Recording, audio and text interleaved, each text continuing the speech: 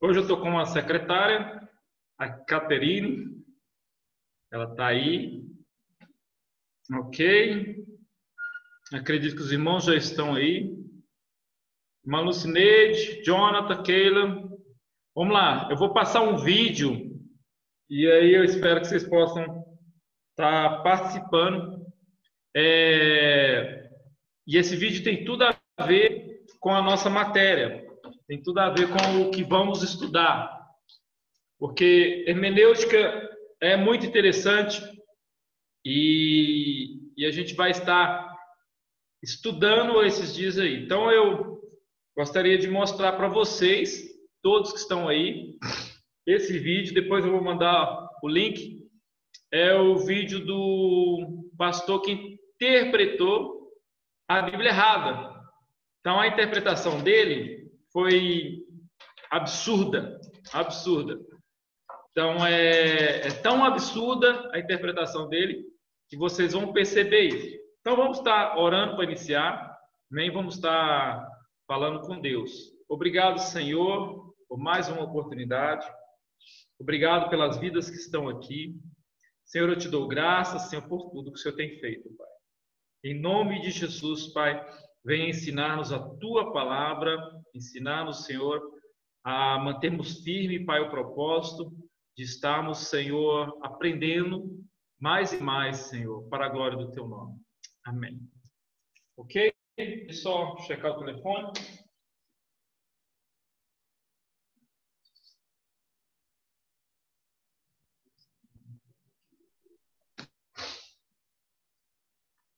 Então vamos lá, hermenêutica, nossa matéria. Você possa estar fazendo. Todo mundo ouvindo bem aí? Todo mundo ouvindo bem? Vamos lá então? A gente vai passar então esse vídeo. E esse vídeo tem tudo a ver sobre hermenêutica. Então presta atenção, vou estar compartilhando, porque ele tem a ver por que a gente vai estudar hermenêutica. Que existia esse...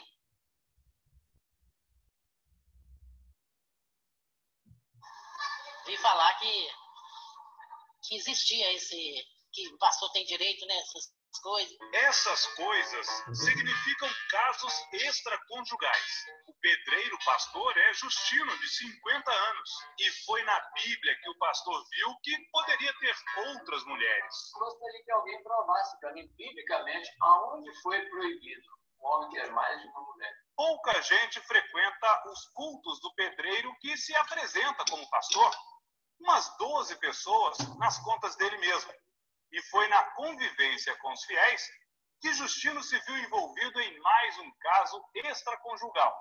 Aconteceu depois que uma mulher que mora na vizinhança contou a ele uns sonhos que vinha tendo.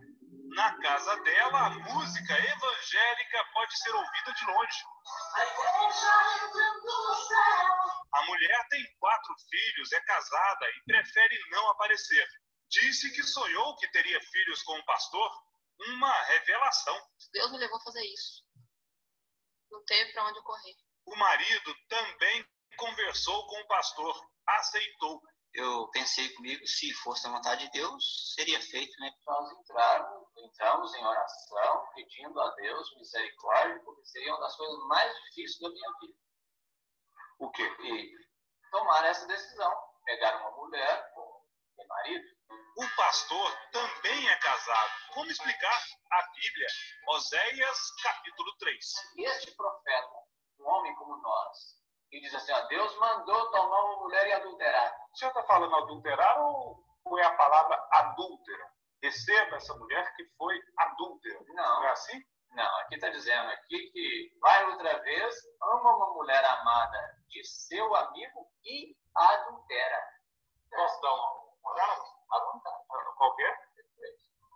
Aqui. Vai outra vez, ama uma mulher amada de seu amigo. Sim. E adúltero. Não é adúltera? Tem um acento aqui para você.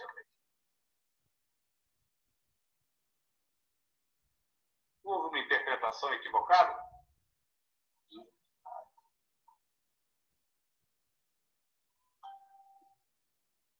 a Bíblia não estaria se referindo a uma mulher adúltera, e não para que o senhor adulterasse. Ah, tá. Inclusive foi bom eu estou mexendo isso aqui, porque uma coisa chama a outra. Por isso nós precisamos da direção. Vai passar ou pode se você não mexer, pai? Não sei mexer. Ok? Então, vou lá atrás. Vocês viram aí? Vamos lá. Gostaria de responder uma pergunta que foi feita acerca da mulher samaritana. Se os Pera aí. 5 ex-maridos daquela mulher, se eram homens ou se era ídolo. Ok, voltamos aqui à nossa aula. Todo mundo viu o vídeo? Tá ouvindo aí, Keila? Tá? Vocês viram os vídeos? Adúltera ou adultera? Gente, é isso que a gente vai estudar hoje. As pessoas estão aí e criando... Já põe lá, por favor, o screenshot. As pessoas estão estudando a Bíblia, interpretando do jeito delas. E ao interpretar do jeito delas, elas acabam criando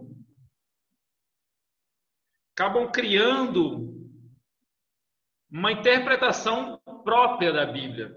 E a hermenêutica ela vai te ajudar a entender isso, a não ter uma interpretação própria. Só um minuto aqui.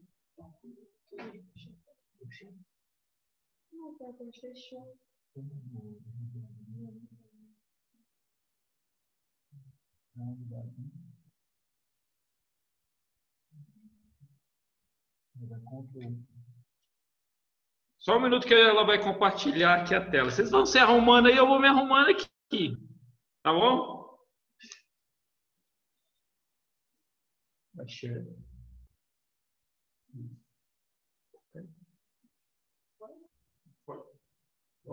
Bom. Então vamos lá. Então, pelo vídeo que a gente assistiu, a gente pôde perceber que o vídeo ele traz para nós o que está acontecendo aí no mundo afora, que é pessoas que usam a Bíblia, entende? Pessoas usam a Bíblia e interpretam a Bíblia de qualquer maneira. E é isso que vamos estudar. Hermenêutica, interpretando as escrituras de Doris Lemos. Doris Lemos foi missionária, era americana, casou com o pastor João Colenda, e ela veio para o Brasil como missionária e era uma teóloga, uma mulher muito inteligente, uma mulher de Deus, e excelente esse livro dela. Então vamos lá? Pode passar, Catherine. Então começamos com o vídeo. E esse livro, pode passar, esse livro vai tratar um estudo hermenêutico que define como a arte de interpretar e explicar textos. A palavra vem do grego hermeneu, que significa interpretar. Entende? Hermenêutica é a ciência que toda pessoa, pregador ou ensinador da Bíblia tem que conhecer. Eu acredito que todo cristão tem de conhecer a hermenêutica. Então, a hermenêutica ela faz parte da parte em que entendemos a Escritura, compreendemos o que quer dizer. Passa, filha. E aí, o que temos nas unidades que vamos estudar, pode passando que eu vou falar elas, fundamentos da hermenêutica, a hermenêutica do estilo literário da Bíblia, seguindo a regra na interpretação bíblica e a linguagem bíblica e as figuras da retórica. Então, temos aí as 4 unidades que vamos estudar. Essas 4 unidades, elas são conjuntos que vai nos dar uma base para entender um pouco sobre a hermenêutica, entende? Porque existe muitas coisas ainda, para muitos ainda, como fala, muito material para ser estudado. Tá bom? Então vamos lá, vamos já começar na nossa introdução. Então, eu acredito uma coisa. A Bíblia não é um livro que pode ser tratado como qualquer outra obra literária. Entende? Então ninguém pode pegar a Bíblia e interpretar da maneira que quer. Não cai no erro do moço lá. do pastor pedreiro lá, que casou, que adulterou lá com a mulher, entende? Então, você vê que não é qualquer um que pode pegar a Bíblia e sair interpretando a léu. Então, a interpretação bíblica é algo muito sério. Além de ser algo muito sério, é algo que tem de ser pensado, avaliado e com o Espírito Santo trabalhado. Então, vamos lá. Fundamentos da hermenêutica bíblica. Vamos falar, vamos lá, nós vamos. Obrigado. Catherine está me ajudando hoje, ok? Então, pode passar a próxima também, Cat. Presta atenção. Nessa introdução, pode pular, filha. A introdução. A interpretação correta da Bíblia Sagrada é ser o alvo permanente de todo leitor das Escrituras. Então, toda pessoa tem de ter uma interpretação correta, ok? Não pode ter dúvida, tem que ser correta. Nesta unidade, então, vamos estudar acerca do valor, da necessidade da hermenêutica bíblica, considerando aqui a lacuna que separa-nos. Porque você tem que saber que ela foi escrita por escritores, os primeiros escritores, o intérprete atual da Bíblia. Então, a gente temos lá, Moisés escreveu o Pentateuco inteiro, temos outros livros escritos, temos os profetas, os livros históricos, os livros maiores que vocês estudaram, vai ter os livros menores, tipo assim, são vários livros da Bíblia escritos, temos os evangelhos, então são distância muito grande. Nossa, vamos lá. Vamos lá. Então, capítulo 1, a gente tem... O computador está lerdinho. Ok. Capítulo 1. O valor e a necessidade da hermenêutica bíblica. Então, é de suma importância o valor inestimável para o estudante da Bíblia conhecer os textos sagrados e seus verdadeiros objetivos. Então, quais são os objetivos bíblicos? A importância desse texto sagrado, entendendo isso, livra-nos de todo o erro bíblico. Então, a importância, uma outra coisa, toda pessoa que vai ensinar a Bíblia, ela precisa saber disso, ela precisa ter uma interpretação correta. Então, ela precisa estar caminhando junto com a interpretação bíblica e que vem sendo interpretado por vários anos da mesma maneira. O Espírito Santo ele não vai errar. O Espírito Santo ele não vai dar nada super novo agora. Entende? Descobrimos a roda nesse texto bíblico. O Espírito Santo não vai fazer isso, porque a Bíblia ela continua do mesmo jeito sendo interpretada para nós.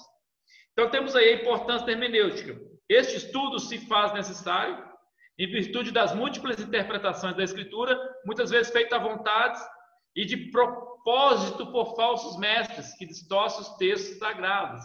Preste atenção nisso. Falsos mestres. Gente, tem um cara na televisão que ele pega a Bíblia, ele fica assim, ele vai lendo texto por texto. Outro dia eu parei para ver, um tempo atrás, já deve ter um ano mais ou menos, e eu vi 1 hora. O homem falou muita asneira.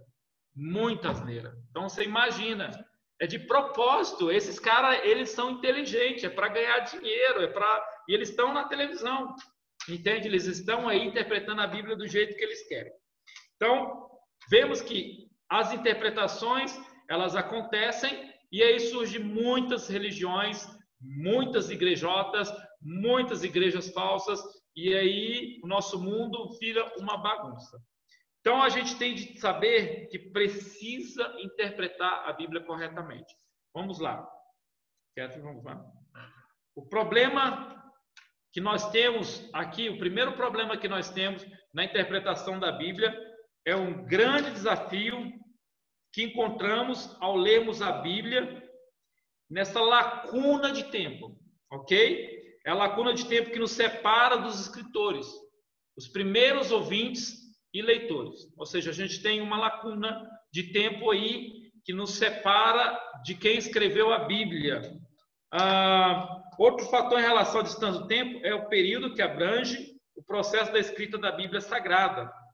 Então, são 1.600 anos, você pode acompanhar no livro, e aí tem capítulo que é de 5 a 20 anos que eles foram escritos. Então, você lê 3 capítulos da Bíblia, vamos dizer em 20 minutos a 30 minutos. Mas muitos desses capítulos tiveram distância de 5 ou até mesmo 20 anos. Então a gente tem de estar prestando atenção nisso, a gente tem que estar acompanhando isso e entendendo a Bíblia assim. Mas a Bíblia é muito interessante, por quê? Porque mesmo essa distância, ela tem um fio de ouro que liga de Gênesis a Apocalipse. E esse fio de ouro, ela traz uma mensagem. Você lê a Bíblia e você fica assim, meu Deus. Por exemplo, ontem, quarta-feira, estive pregando. Lá no Jardim do Éden, houve a desobediência de Adão. Aí chega Jesus, o novo Adão comparado com Paulo. Aí você vê o Apocalipse, o céu tem a árvore da vida, aquela árvore que Adão não pôde comer quando ele foi expulso. Então você vê essa ligação, que é interessante, mesmo havendo essa distância, ok? Você vê, por exemplo, Malaquias. Malaquias tem 400 anos de diferença. 400 anos distante de Mateus, que é o próximo livro nosso da Bíblia, que você pega a Bíblia e folheia ela. Olha só a distância. Então vamos lá. Então a gente temos primeiro o problema da distância temporal, que é muito importante a gente ver e estudar. Vamos lá? O problema da distância geográfica. Ok? Agora temos outro fator. O leitor pode passar. O leitor vive a milhares de quilômetros do país onde se deram os fatos bíblicos. Ou seja, muitos deles estavam no Oriente Médio, escreveram lá no Oriente Médio na época. Muitos deles, além de escreverem lá, o que acontece? Havia distância até entre eles, até muitos livros foram escritos na Babilônia, muitos escritos foram escritos em lugares distantes da própria terra ali judaica. Então, os escritos foram escritos e espalharam-se pela Europa. O Novo Testamento, entende? Paulo escreveu as cartas em alguns lugares diferentes. Então, é muito importante também ter esse conhecimento. Então, por meio desse, também a gente conhece mares, montes, lagos, aldeias, cidades. Então, exige uma atenção nossa, quando ler a Bíblia, sobre esse espaço geográfico entre o leitor e as terras bíblicas. A gente viu geografia bíblica com o pastor Sérgio, muito bom, foi ótimo, você começa a entender o espaço que tinha ali. Então a gente vê coisas interessantes, que nem a Bíblia falando sobre o Mar da Galileia. O Mar da Galileia também é chamado de Lago de Genezaré e tem 45 metros de profundidade, 24 quilômetros de comprimento por 14 de largura. Então você entende esse momento aí, esse momento geográfico.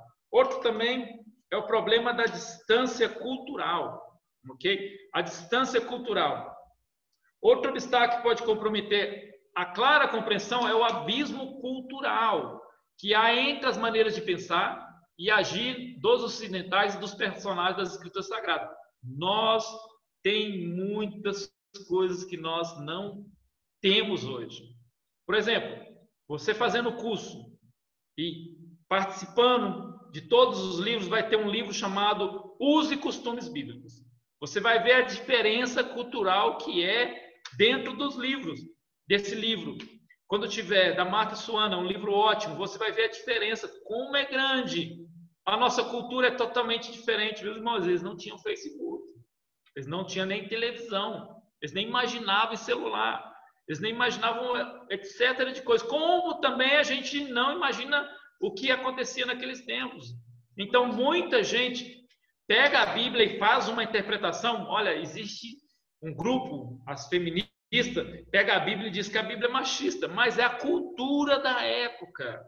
Todo mundo vivia daquele jeito, entende? E aí é um entendimento que você e eu temos de trabalhar. Então esse é o valor e a necessidade da hermenêutica bíblica, que é o problema da distância cultural. Só um minuto.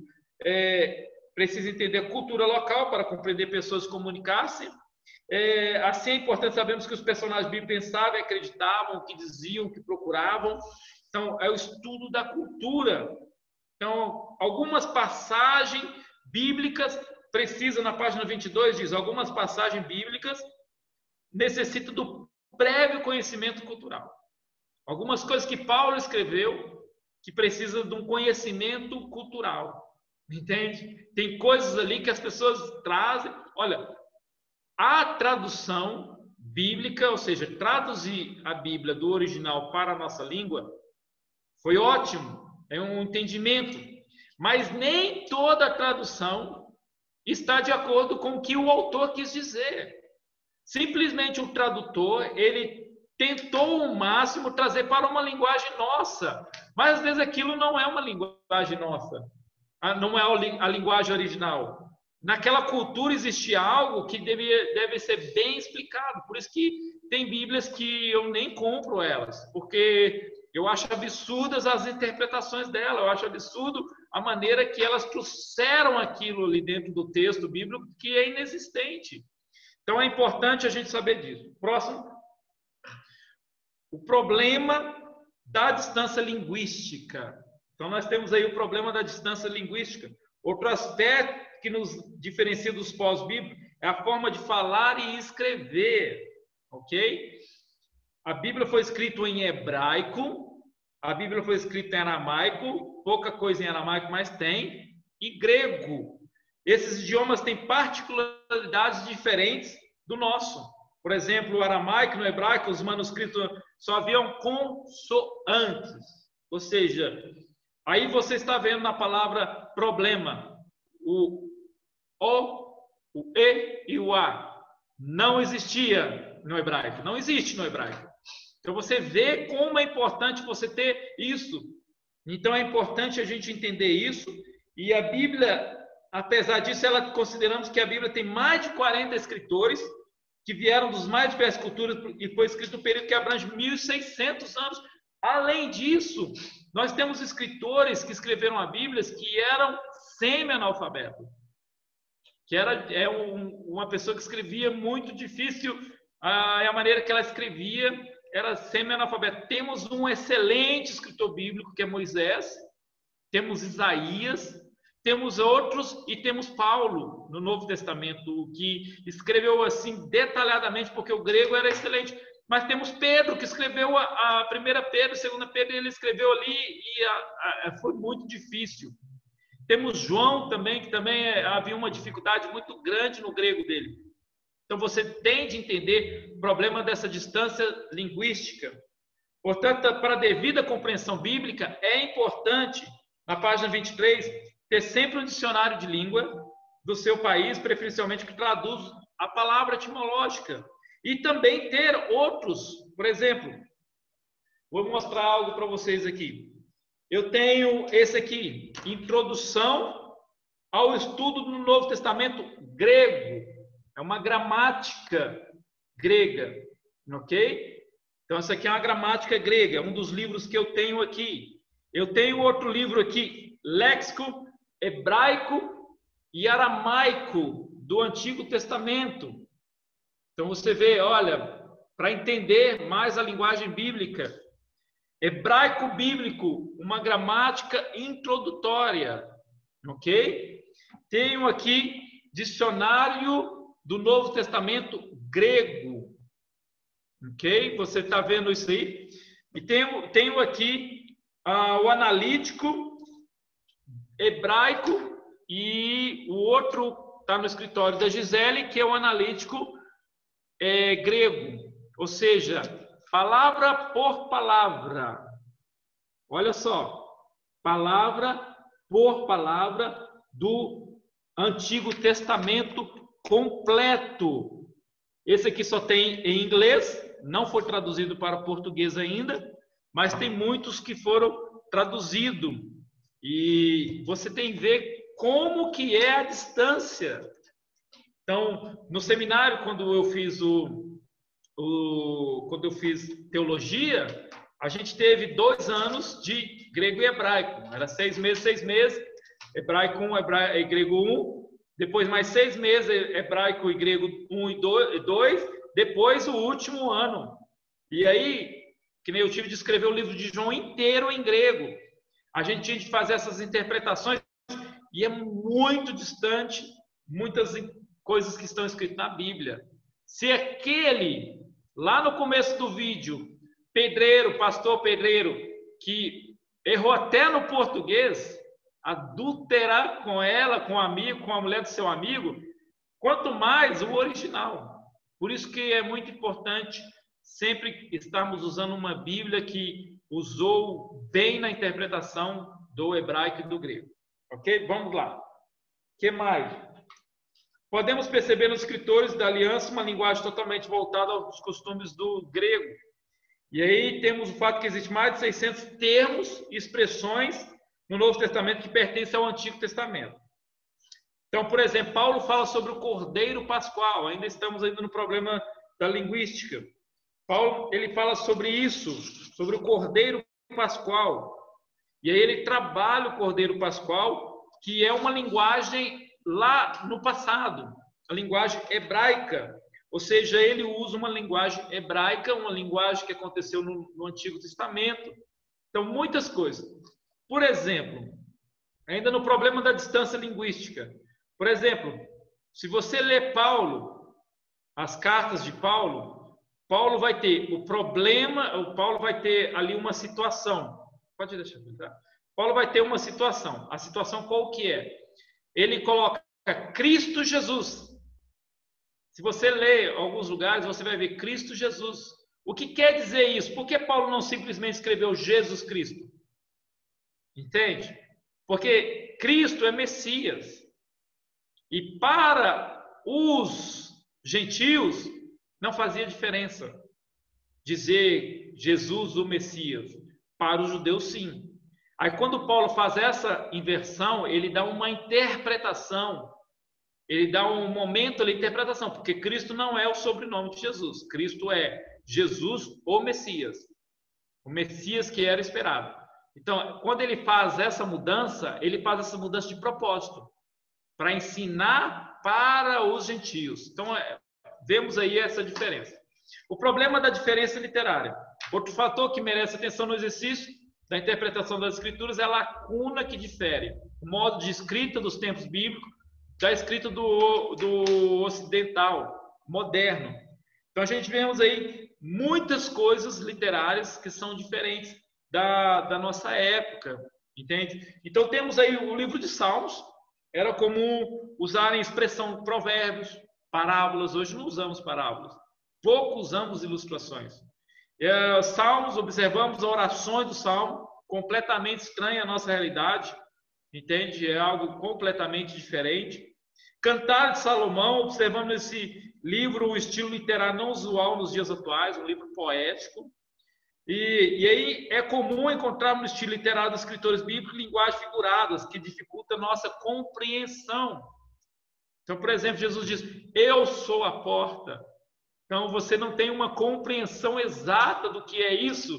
Aí você pensa: Jesus é a porta de entrada. Jesus é aquela porta que entra. E não é isso que ele queria dizer, que era uma porta de madeira com dobradiça, entendeu? A gente tem de entender que havia uma porta para as ovelhas e para ali onde entra as ovelhas, e havia um buraco, um lugar, e o pastor ficava ali naquele lugar. Então, quando ele diz eu sou a porta, sou o pastor, ao mesmo tempo ele está dizendo que é a mesma ilustração. E é tão interessante que quando a gente vê isso, a gente está trazendo para nós algo que foi escrito naquela época e interpretando. E é somente, uau! É isso que a hermenêutica faz, é isso que quem estuda a hermenêutica, ela aprende a fazer, entende? Então não é simplesmente a pessoa escreve numa porta dizendo que Jesus é a porta. Se a pessoa escrever isso, ela não teve uma interpretação correta do que significa a porta. Se ela for fazer um desenho da porta, a gente vai lembrar das ovelhas, vai lembrar desse lugar, desse espaço que o pastor entrava. Então é algo que a gente tem de pensar. Amém? Todo mundo entendendo até aí? Beleza? Tá ouvindo, Cat? Tá ouvindo? Todo mundo? Ok? Então a gente vai tomar uma água e aí vamos falar sobre o capítulo 2. Então vamos partir para o capítulo 2.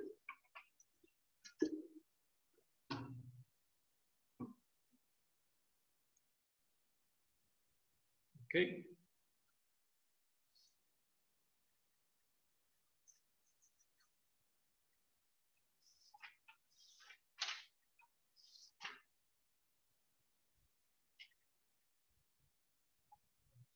Vamos lá.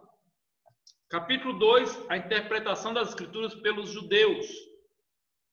Então a gente já vai começar já tendo esse entendimento.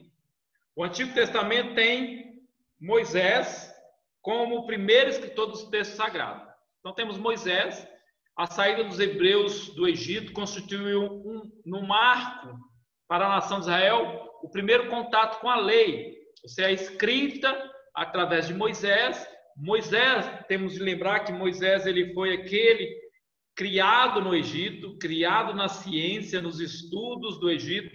Então Moisés sabia escrever, Moisés tinha aquela, como diz, capacidade, e Deus usou bem Moisés por causa disso. Deus tinha um plano e o plano dele foi correto na vida de Moisés, foi perfeito. E aí então temos essa interpretação. Vamos lá, passar o próximo. Os primeiros ouvintes e leitores da Sagrada Escritura. Observamos que a princípio as famílias tinham a incumbência de ensinar os mandamentos de Deus às gerações. Então os primeiros ouvintes e leitores da Escritura eram famílias, eram tribos. Então, nesse ponto, a correta interpretação da lei tinha o objetivo de preservar a identidade daquela nação. Ou seja, qual que é o ponto principal? É a nação de Israel. Ok? Nós estamos vivendo para essa nação, para Israel. Então, aquelas famílias e tribos interpretavam as escrituras para eles. Então, a transmissão dos valores éticos, morais, era extraído de festas e memoriais que era feito por meio da fala, ou seja, tradição oral. Então, a primeira tradição da Bíblia foi a tradição oral. E a preocupação de Deus concernente ao futuro da nação de Israel explicava-se pelo contato que ele tinha com outras culturas, outras nações. Então, Deus comunicava com eles pelo que acontecia na época. Então, é importante isso, a maneira que Deus conversava e as escrituras foram escritas na época. E aí, por isso que muitas vezes temos, em virtude da degradação moral desses povos, eles poderiam assimilar suas práticas e assim deixar de lado a vontade de Deus. Então, eles erravam praticando iguais a eles. Então, os primeiros ouvintes das Escrituras Sagradas, nós vemos aí que era essa interpretação. Vamos lá. Próximo aí, enfatizar. É importante, então, pode passar, Felipe. É importante, então, que a gente tem de enfatizar isso. Só um minuto, que a relação de Deus com Israel foi sendo construída no tempo e no espaço. Então, dentro de um tempo e espaço, começou-se o contato com a revelação. Então, a gente não pode perder isso aí. Então, o resgate da correta interpretação das Escrituras no dia de Esdras. Alguns eruditos acreditam que a arte da interpretação bíblica iniciou com o período pós-exílio. Ou seja, a gente passa de Moisés, okay, quando escreveu aquelas escrituras, o Pentateuco foi escrito, foi reescrito, era escrito pelos sacerdotes, pelos levitas, e foi passando adiante. E na época de Esdras, na época que houve a divisão do reino, vocês estudaram livros históricos, em que os reinos foram levados em cativeiro, e ao ser levado em cativeiro, o que acontece? Eles literalmente, eles pegam aquele momento, entende? E voltam para a sua terra. E nesse momento, há a primeira interpretação, ou seja, a maneira de explicar a Bíblia de uma maneira correta, e acontece com Esdras. Então, vamos lá. Acontecendo que quando os judeus retornaram do cativeiro, provavelmente, tenham perdido a compreensão do hebraico, tudo de que eles falavam o aramaico. Só precisou de uma interpretação, uma tradução e uma maneira correta de dizer. Então, a história mostra que desde Esdras o escriba passa a ensinar e copiar as escrituras. Então, desde Esdras, começa a copiar e a escrever as escrituras. Ele tinha firme convicção de que cada letra do texto era a palavra de Deus inspirada. E isso, contado por alguns historiadores, que quando, naquela época, escreveu o nome Yahvé, o nome de Deus, eles levantavam em reverência e escreviam com caneta de ouro. Aquele nome ficava brilhando nos textos. Ou seja, aquela tinta com cor de ouro ficava brilhando no texto. Então, por quê? Porque para Esdras toda palavra era uma palavra que falava, inspirada por Deus, era a palavra de Deus.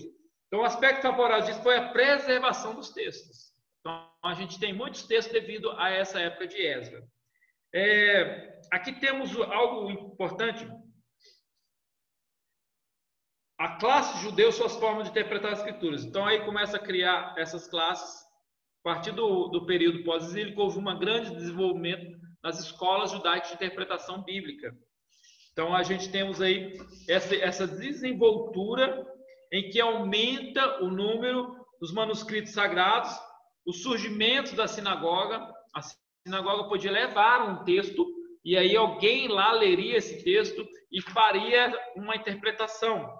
Antigamente não, antigamente só fazia leitura crua no templo e aí essa leitura fazia os rituais de acordo com a leitura. Agora, na época de Esdras, já começa a fazer uma interpretação. Por quê? Porque já muda o quê? Muda a cultura. Além de mudar a cultura, muda todo o ambiente, muda todas as coisas e começa o mundo a avançar. Há um avanço no mundo, há um avanço de ideias, há um avanço de conversa, há um avanço do que é os estudos. Então aí temos isso aí. Aí, primeiro a classe judeus. Vamos lá, primeira classe, judeus palestinos. Então, os judeus palestinos. Então, os judeus palestinos, eles tinham uma profunda reverência à Bíblia, como a palavra de Deus. Seus componentes acreditavam na inspiração até mesmo das letras. Até as letras. Nós temos o Cabala, que é o horóscopo judaico, vamos dizer assim. Eles pegam letras e formam palavras, formam profecias. Por quê? Porque eles acreditavam que até as letras, elas tinham inspiração. Então, os judeus palestinos faziam distinção entre o mero sentido da Bíblia, que eles chamavam de Peshá, a sua exposição exegética, o Midrash. Então, essa última tinha como propósito esclarecer por todos os meios viados as possíveis aplicações e significado das escrituras. Então, vemos aí, sentido literal da Bíblia, eles chamavam de Peshá, e a sua exposição exegética, Midrash. Ou seja, já começa a surgir o trabalho hermenêutico dentro da própria Bíblia hebraica. O grande expoente dessa classe de judeus foi o rabino Hillel. Esse foi um líder prominente entre os judeus da Palestina, nascido na Babilônia, fundou uma escola de Jerusalém que levou o seu nome. Até no Novo Testamento a gente tem o nome e temos aí escritos dizendo sobre esse rabino. Então, ao passar dos anos, foi deixando esse grupo menos conservador. A consequência disso foi, ele passou a dar significado a texto, frases e palavras sem levar em conta o contexto. Ele começou a fazer também algumas coisas que não começaram a ser direcionadas certinho aí. Ok? Então, tomava aspectos incidentais de gramática e lhe dava interpretação. Ou seja, o que Hillel começou a fazer, essa escola começou a fazer pós-Hillel, pós sua morte? Pegar textos e dar interpretação que não existem. É um problema que estava acontecendo. E aí temos os judeus alexandrinos. Os judeus de Alexandria, no Egito, foram influenciados pela filosofia grega.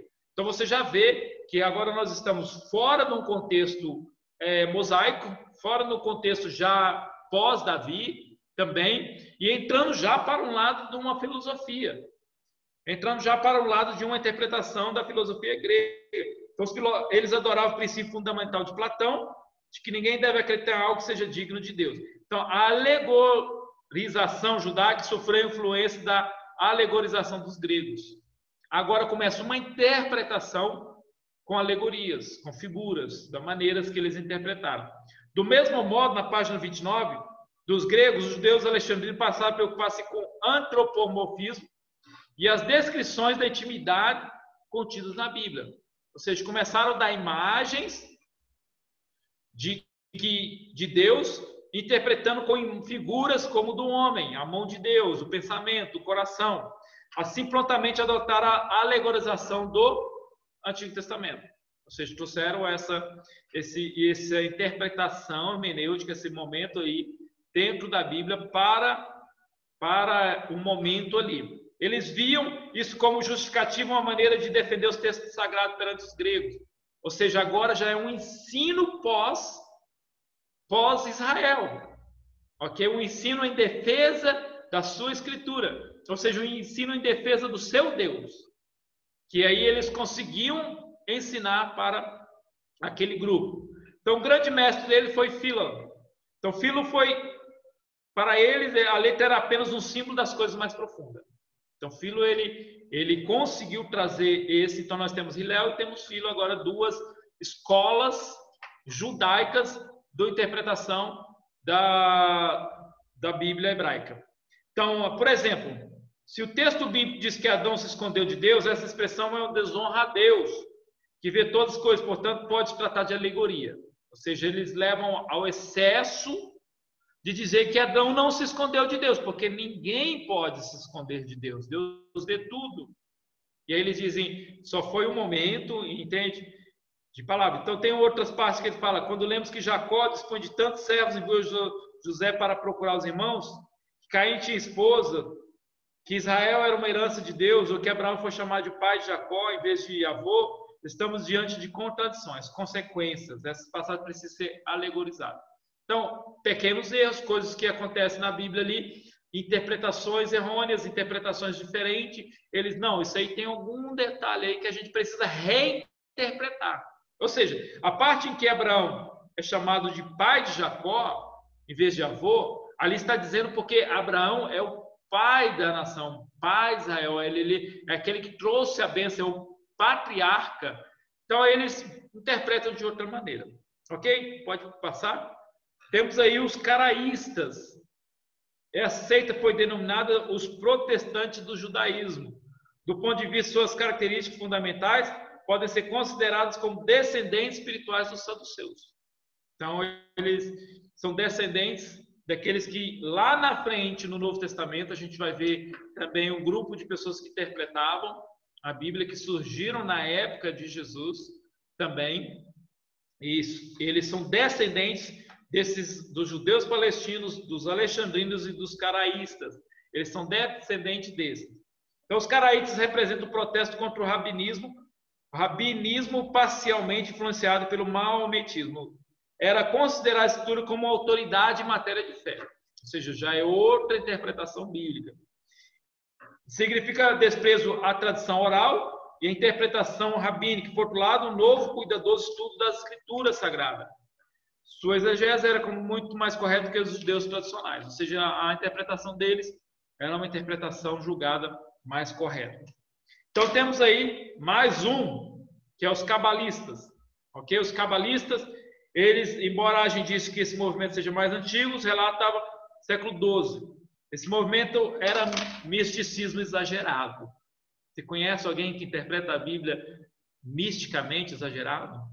Tipo assim, põe uma espiritualidade exacerbada, algo que vai acima do que a Bíblia própria pede. Então é isso que eles faziam. Acreditavam que toda a lei, mesmo os versos e as palavras, as letras vogais, foram entregues a Moisés no Monte Sinai. Então, na tentativa de desvendar os mistérios divinos dentro da Bíblia, lançaram o seguinte método: gematria. De acordo com ele, podiam substituir certas palavras bíblicas pelo mesmo número numérico. Nocaricon consistia em formar a palavra pela combinação de letras. São os cabalas, e aí é onde que tem uma interpretação mais profunda do que aqueles que começaram a fazer, dizendo que a letra é sagrada. Olha só, um movimento surgiu após outro movimento. A gente ainda não tem uma certeza se foi os judeus palestinos ou os cabalistas que surgiram primeiro. Mas a ideia é que eles surgiram depois. E aí temos Temorá, indicava o método que se conseguir nova significação das palavras, por meio de intercâmbio. Então, se você vê os cabalistas, eles pegam, tipo assim, na Bíblia hebraica, eles fazem assim, assim, e tiram uma interpretação. Uma coisa de louco. E aí eles dizem que tem algo escrito ali. Tem algo dizendo ali. Algo que Deus está falando, uma interpretação. Entende? Temos essa interpretação mística. Por exemplo, a pessoa ela abre a Bíblia no Salmo 91 e põe na sua loja. Isso é uma interpretação mística. Entende? Dizendo que aquele texto vai sair ali e vai proteger a sua casa. É um amuleto. E os cabalistas, eles traziam isso para dentro da letra do que estava escrito. Aí temos os judeus de Corã. Então, dos judeus de Qumran, esse grupo conhecido por adotar o estilo de interpretação Pesh, que significa explicação. Essa forma se baseou extensivamente das práticas midrásticas, a incluir significado e enfoque escatológico. Então, aqueles que pensavam no futuro. A Bíblia hebraica está falando do futuro, dos acontecimentos futurísticos. Acreditava que tudo quanto os antigos profetas escreveram tinha significado profético que devia ser imediatamente cumprido por intermédio da comunidade. Ou seja, eles tinham a interpretação profética que foi dada pelos antigos profetas. E aí, muitas vezes, a interpretação era denotada pela frase este e aquela. Presente fenômeno é cumprimento daquela antiga profecia. Aí passa, não sei se tem uma foto, passa aí, filha, vamos ver se tem uma foto de Qumran. Então, não tem, volta. No livro seu tem essa foto, ok? Essa fotinha aqui é a foto onde foram encontrados os textos bíblicos, entende? Ali naquele lugar onde que estavam os textos guardados. E aí um dos pastores ali jogou uma pedra e ouviu a pedra bater em vasos. E aí os textos de Qumran, os textos que estão lá. Então, uma coisa interessante é que todos eles escreviam a escritura correta, e aí escreviam as escrituras, fechavam o livro. Depois eles pegavam outro papel, escreviam as escrituras e iam interpretando, escrevendo do lado. Ou seja, eles tinham o texto sagrado, que não poderiam escrever mais nada nele, ele ficava até mesmo nas sinagogas aberto, e depois eles escreviam colocando interpretação. Então tem muitas Bíblias que muitas vezes está uma interpretação que foi jogada para dentro do texto, que é um perigo, ok? Então capítulo 2, temos aí as escolas que começaram a fazer as interpretações. Você pode tomar uma água. Temos aí essas escolas. Temos dentro do livro judaico, dentro da Bíblia hebraica, ok? Você pode ir tomando a sua água. Então, a gente temos aí agora a próxima escola, que é a próxima, capítulo 3. Próximo capítulo 3. O capítulo 3 é sobre a interpretação da Escritura do Novo Testamento. Então, agora a gente já tem bem avançado, agora já não é só os gregos, a influência, ok? Aquela influência do tempo, já não estão mais só os gregos, agora temos romanos, ok? Temos as ideias greco-romanas, que os romanos capturou da Grécia, depois de dominar o mundo, essa dominação. E é interessante que a dominação do mundo, por exemplo, hoje, a nossa dominação está ainda sobre um país forte. Esse país forte é os Estados Unidos, ok? Então, nós temos o inglês, temos uma língua inglesa. Essa língua tem muitos escritos, muitas coisas. Então, essa língua ela tem uma denominação, ela tem os estudos científicos estão dentro dessa língua, ok? Mesmo que seja um estudo científico escrito no Brasil, ele é traduzido para o inglês. Então, a mesma coisa aconteceu com a Babilônia, com a Pérsia, e aconteceu com os gregos, e agora acontece com os romanos. Então, a interpretação das Escrituras. Quando lemos o Novo Testamento, percebemos um novo cenário. O antigo foi escrito em hebraico, aramaico, que tinha a ênfase dos hebreus com Yahvé. Já os livros neotestamentários foram escritos em grego, e marcado com um público misto de judeus e gentios, ou seja, judeus, o resto do mundo. E é interessante que Alexandre teve aquela ideia brilhante de ensinar a língua para todo mundo, que era o grego da época. O grego, koiné, todo mundo falava, como hoje o inglês é a língua de comunicação no mundo. Então, na época era o grego. Então, a Bíblia também veio para dentro dessa língua para ser evangelizada e ensinada no mundo inteiro. Então, vamos lá. A presença do Antigo Testamento a presença do Antigo Testamento no Novo Testamento. Praticamente todos os escritores do Novo Testamento foram de origem judaica, com exceção de Lucas. Ok? Com exceção de Lucas. Lucas não tinha aquela experiência judaica. Lucas ele não tinha aquele momento. Ele veio, de acordo com o ensino que Lucas tem, parece que ele veio pesquisar sobre esse Jesus que estava naquele cenário. Segundo Wickler, aproximadamente 10% do Novo Testamento constitui de citações diretas de parafrases do Antigo Testamento ou de alusões a ele. Ok? Então, algumas mudanças significativas ocorreram no intervalo entre o período velho testamentário e o neotestamentário. Então, essas divisões aconteceram, 400 anos se passa, há um surgimento da política dentro do... porque os gregos tinham muito de política e esse surgimento acontece dentro do meio judaico, e aí há o surgimento de organizações, da Organização da Palestina e etc. Então, essas práticas religiosas nasceram no Antigo Testamento, na Antiga Aliança, e continuaram no Novo Testamento. E aí há um surgimento de uma mistura ali dentro, porque o domínio era grego. Então, a gente temos aí algumas coisas. Por exemplo, o templo. Pode passar o templo. Então, temos aí 3.1, o templo. Pode dar mais um toque. O templo. Então, as últimas informações que temos acerca do templo não são as melhores. Então, eles voltam do exílio, vai com Salomão, e aí Herodes, o Grande, ele constrói o templo, depois é destruído o templo novamente. Então, algumas passagens do ministério de Jesus indicam a força religiosa de Jerusalém em virtude do templo.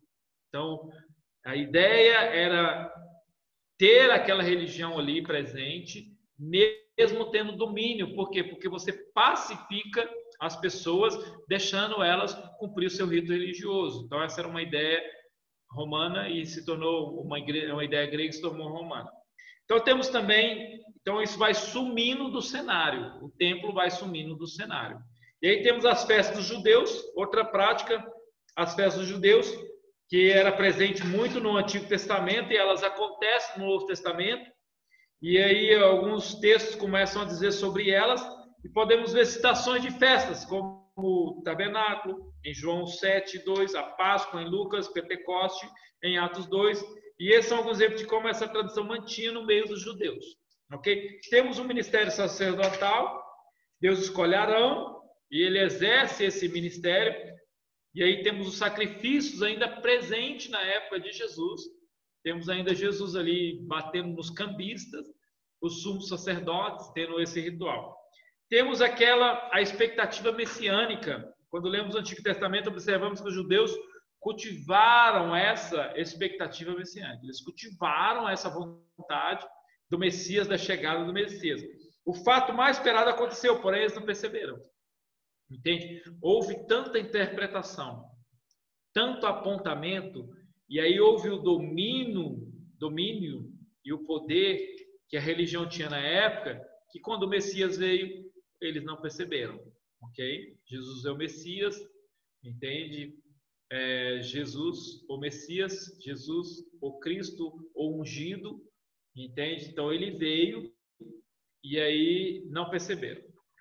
Outro fato agora nós temos esse andamento de Jesus com o Antigo Testamento.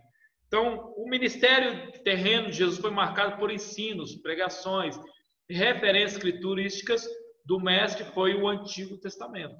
Então, nós temos aí o quê? O Antigo Testamento. Jesus trabalhando no Antigo Testamento, Jesus não rejeitou o Antigo Testamento. Na realidade, as profecias do Antigo Testamento cumprem em Jesus. Tem um momento em que Jesus ele entra ali no templo e lê Isaías e diz, está cumprindo-se hoje. E é interessante que somente os mestres, entende, poderiam ter esse momento de interpretação, de leitura, e mulheres nem pensavam. Okay? Mulheres não poderiam fazer nem a leitura. Havia fora das sinagogas e do templo um lugar para as mulheres estarem.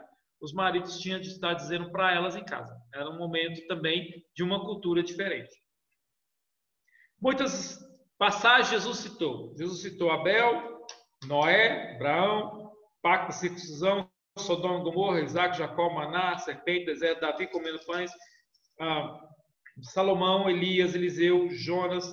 Então ele citou muito o Antigo Testamento. Por quê? Porque é a linha que segue, aquele fio de ouro que leva ao Messias. Jesus é o Messias, ele recebe isso.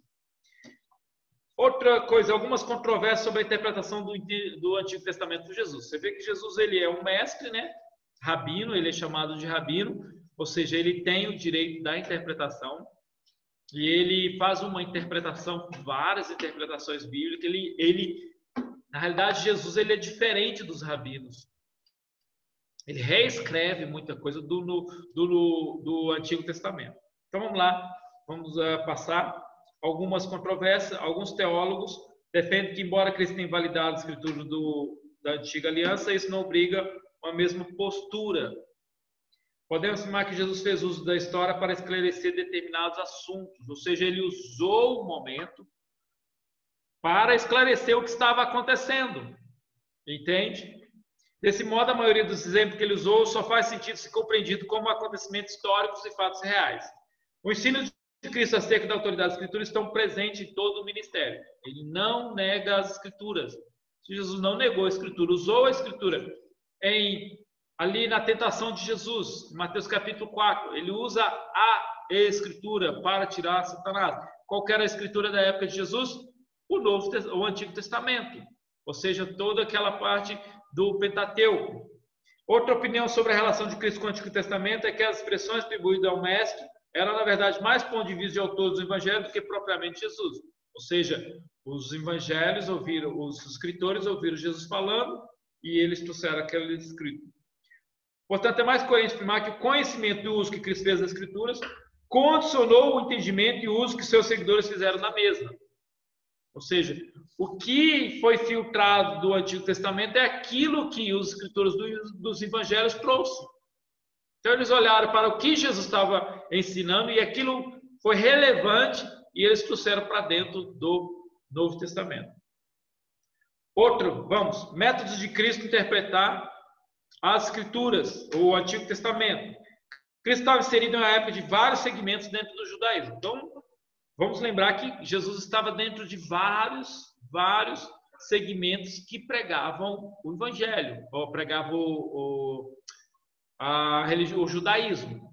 Ou seja, havia o judaísmo e havia as escolas, havia os saduceus, os fariseus, entende? Esses todos estavam aí interpretando, ensinando a Bíblia e havia os seus grupos.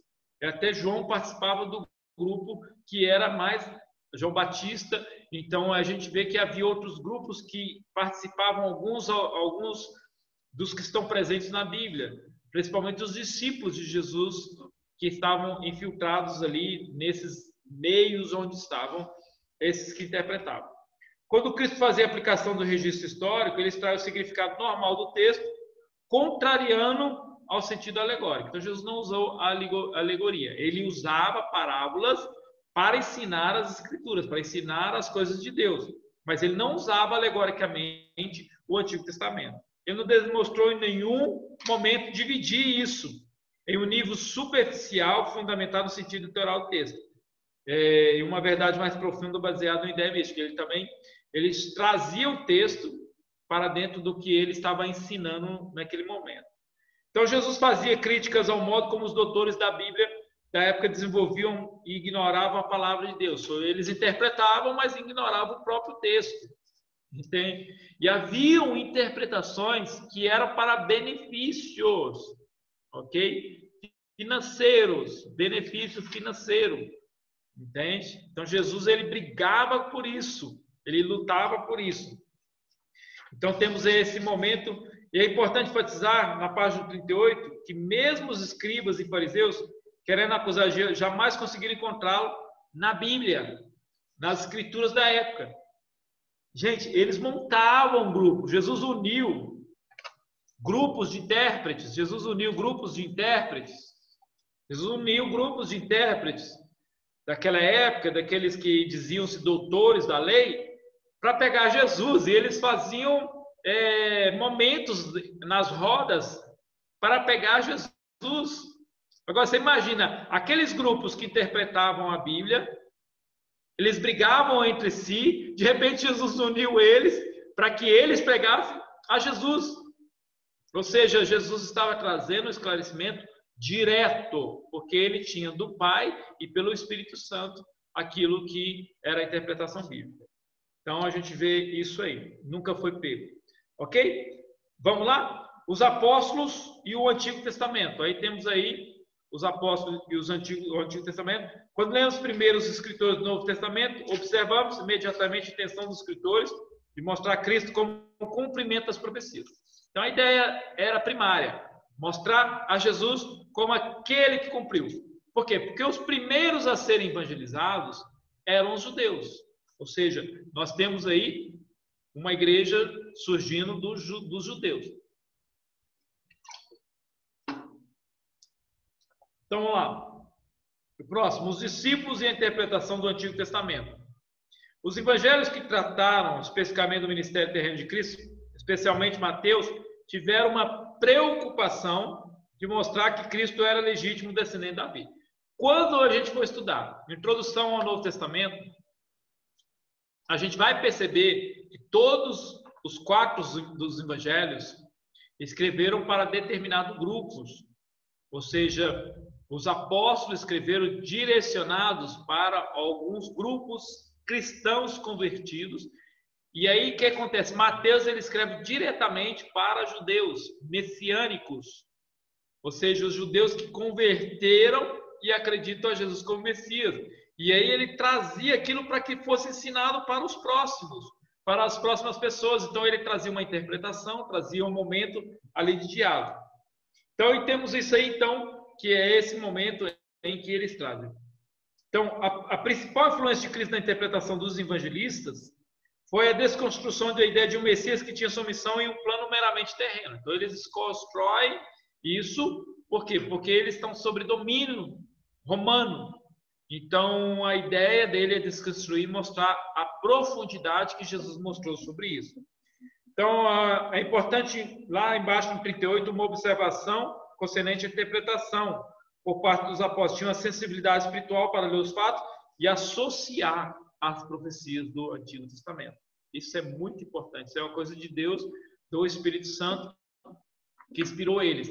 Essa associação entre Jesus do Antigo Testamento nas profecias e o Jesus que eles estão ensinando agora. Então a gente não faz uma leitura diferente, a gente não faz uma interpretação do Antigo Testamento tirando Cristo.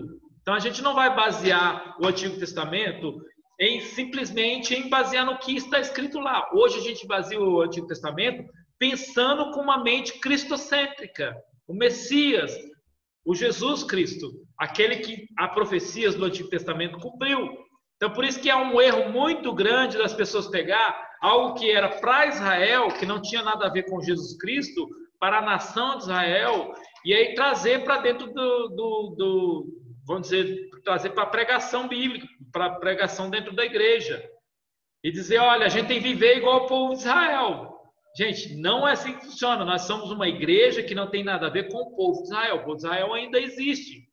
O israelita ele ainda existe. O hebreu ele ainda existe. Então, eles ainda estão lá na Palestina. Então, eles têm os meios e os jeitos deles serem. Nós somos brasileiros e pegamos a Bíblia e lemos a Bíblia. O que a gente faz com o Antigo Testamento?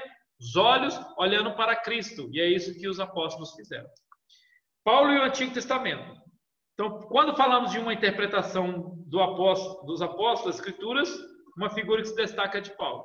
Como eu falei para você, o melhor grego escrito, foi escrito por Paulo. Esse, diferente dos demais, tinha profundo conhecimento da teologia judaica, era fariseu, tinha estudado aos pés de Gamaliel, um rabino da escola de Eliel. A escola continuou de interpretação bíblica e Paulo estudou aos pés de um dos rabinos da época. Então, a chamada de Paulo ela é muito específica, porque Paulo ele falava grego, o seu pai era grego, e Paulo ele também era judeu, era descendente, estudou ali todas as interpretações, tudo do Antigo Testamento, estudou tudo aquilo. Quando Cristo converte Paulo, quando o Espírito Santo, naquele momento ali, Deus já tinha um foco naquilo. Entende? Paulo, ele transitava entre dois mundos. Ele transitava entre os gregos e entre os judeus, pregando a palavra de Deus e ensinando para aqueles dois mundos da época. Deus foi a parte sacada de Deus. Então, entendeu? Deus não erra em nada. O seu propósito, ele é certeiro. Foi muito inteligente. Então, a vocação de Paulo teve repercussão no seu modo de interpretar as Escrituras. Ele não apenas viu Cristo como Messias, mas também compreendeu o caráter universal da salvação. Ou seja, Paulo pega aquilo que está dentro dos judeus e diz: isso é para o mundo. Isso é para o mundo inteiro. Isso não é só para aqui. Isso é para o mundo. E é onde que ele leva todas as Escrituras. Então, temos aí também, vamos lá, próximo, a Epístola aos Hebreus e o Antigo Testamento. Dentre os livros do Novo Testamento, faz alusão ao Antigo Testamento, temos a Epístola aos Hebreus. Não se sabe ao certo quem escreveu. Eu, particularmente, acredito que foi o apóstolo Paulo, pelo conhecimento bíblico, pelas escritas. Pode ser Apolo, também que era um grande, pode ser outro também. Entende? A gente não sabe. Mas o que a gente sabe é que o seu conteúdo é totalmente interpretativo, ou seja, exegético, é usado ali uma interpretação bem delineada, bem assim, descritiva do que Paulo queria, do que o texto queria dizer sobre o Antigo Testamento. E é lindo o livro de Hebreus. Então, o escritor hebreu, a mensagem do Antigo Testamento, apontava para uma realidade maior e mais sublime que era Cristo. Entende? Então, aí temos aí um excelente livro dizendo sobre, então, você não consegue ler o Antigo Testamento se você não tiver lido Hebreus um dia. Por isso que a minha sugestão sempre é para o novo convertido: comece o Novo Testamento, leia o Novo Testamento, porque quando ele chegar em Hebreus, aí ele vai entender o livro de Hebreus, vai entender o que está querendo dizer. E quando ele lê Levítico, quando ele lê Deuteronômio, quando ele lê o Êxodo, o próprio Êxodo, quando ele começar a ler o Pentateuco, ele vai ter uma visão. Ele, olha, era isso que eu li lá no Novo Testamento, porque Hebreus, ele traz uma interpretação já do texto ali, escrito por o escritor que escreveu o livro de Hebreus. A controvérsia sobre a interpretação do Antigo Testamento por alguns eruditos têm observado detalhes nas citações feitas no Novo Testamento, que levantam alguns questionamentos. Há os que afirmam que os escritores do Novo Testamento parecem usar parte do Antigo Testamento de forma arbitrária em certos pontos, até mesmo alternando o seu sentido. Então, algumas pessoas têm esse medo, entende, que eles fizeram essa alternação. Então, algumas discordâncias que acontecem entre eles. Há um exemplo que falamos aí, está na página 40, a palavra de Paulo referente à promessa feita a Abraão. Em Gálatas ele diz: ora, Abraão e o seu descendente foram feitos a promessa. Não diz, e o seu descendente, como falando de muito, mas de uma só, e o teu descendente. Então, alguns têm, nesse caso, Paulo tomou emprestado o método rabínico, legítimo, na tentativa de provar o seu ponto de vista.